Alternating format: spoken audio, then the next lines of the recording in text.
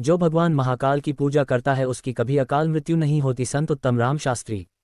रिया बड़ी स्थित विजय बाग में श्री शिव महापुराण कथा के दौरान रामस्नेही संप्रदाय के युवा संत उत्तम राम शास्त्री ने कहा कि जो मनुष्य भगवान भोलेनाथ की पूजा करता है, कथा श्रवण करता है, उसकी कभी भी अकाल मृत्यु नहीं होती। महाकाल की पूजा और महामृत्युंजय जाप के बारे में हजारों श्रद्धालुओं को संबोधित करते हुए महाराज ने कहा कि श्रावण मास पूरा भगवान भोलेनाथ की आराधना का समय है। जो भी श्रद्धा और भक्ति से भोलेनाथ की पूजा करता है उसकी सभी मनोकामना पूर्ण हो जाती है।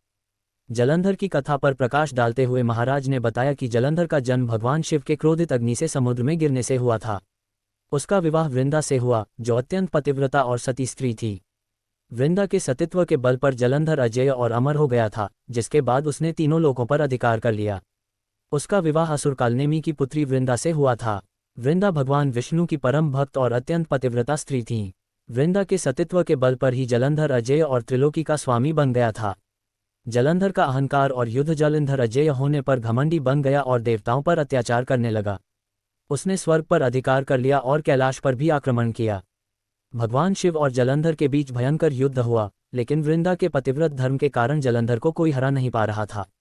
भगवान विष्णु का छल और वृंदा का श्राप, देवताओं की प्रार्थना पर धर्म की रक्षा के लिए भगवान विष्णु ने जलंधर का रूप धारण किया। विष्णु जी वृंदा के पास गए, जिससे वृंदा का पतिव्रत धर्म खंडित हो गया। पतिव्रता भंग होते ही रणभूमि में शिवजी ने जलंधर का वध कर दिया। सच्चाई का पता चलने पर वृंदा ने भगवान विष्णु को पत्थर शालिग्राम बनने का श्राप दिया और खुद सती हो गईं। तुलसी का प्रादुर्भाव। भगवान विष्णु ने वृंदा के सती होने वाले स्थान पर उनके पवित्र प्रेम और समर्पण का सम्मान करते हुए उन्हें तुलसी पौधे के रूप में प्रकट किया। तभी से भगवान विष्णु शालिग्राम रूप में तुलसी के साथ पूजे जाते हैं और कार्तिक मास में तुलसी विवाह किया जाता है। महाराज ने काल भैरव की कथा का भी विस्तार से वर्णन करते हुए भगवान भोलेनाथ की 12 ज्योतिर्लिंगों की कथा पर प्रकाश डाला। इस दौरान रामस्नेही संप्रदाय मेड़ता देवल की उत्तराधिकारी संत रामनिवास जी शास्त्री ने विश्व श्रद्धालुओं को भगवान की कथा श्रवण करने और उससे होने वाली कृपा और लाभ के बारे में बताया। आयोजन राम गोपाल सामरिया ने बताया कि कथा के हजारों श्रद्धालुओं को राम नाम पुस्तक और बेलपत्र का पौधा व्यतीत किया गया।